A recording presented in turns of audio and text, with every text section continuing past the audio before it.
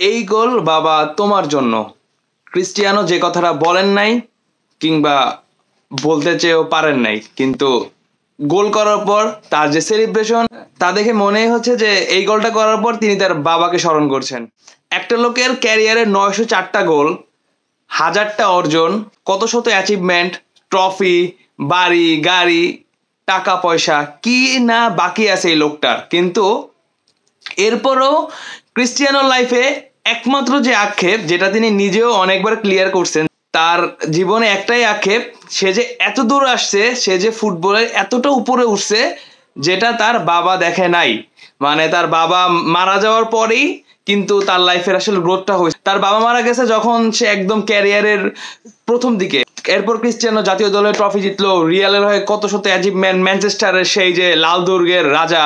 তো ক্রিস্টিয়ানোর লাইফে এত হাজারটা অর্জন, কিন্তু তার বাবা কিছুই দেখতে পারে নাই। গতকালকে এশিয়ান চ্যাম্পিয়ন্স লিগে আল নাসেরের হয়ে টানা 3 ম্যাচে গোল পাইলো। করার পর রন কি করলো, তার যে চিরাচরিত সেলিব্রেশন, সেই সু বা স্লিপ সেলিব্রেশন কিছুই করলো না। সে করার পর তার বাবাকে স্মরণ করলো, কারণ গতকালকে তার বাবার জন্মদিন ছিল।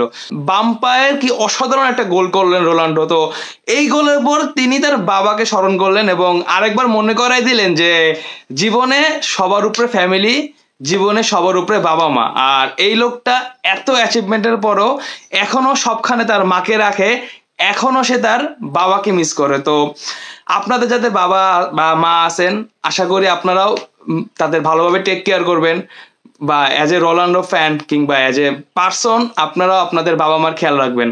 কারণ ভাই, প্যারেন্টস যতদিন আছে ততদিন আসলে বোঝা যায় না যে আপনার সাথে কি আছে। এই যে রোনাল্ডো এত কিছু জয় করলো, বাট স্টিল সে তার বাবাকে মিস করতেছে। এইটাই হইতাছে বাবা মা।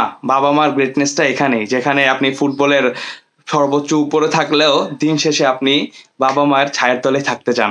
যেটা রোনাল্ডো গতকালকে আরেকবার বুঝাই দিল যে এখনো সে তার বাবাকে মিস করে, এখনো সে গোল করে, তার বাবাকে গোল উৎসর্গ করে। পৃথিবীর সকল বাবাদের জন্য শ্রদ্ধা ও সালাম।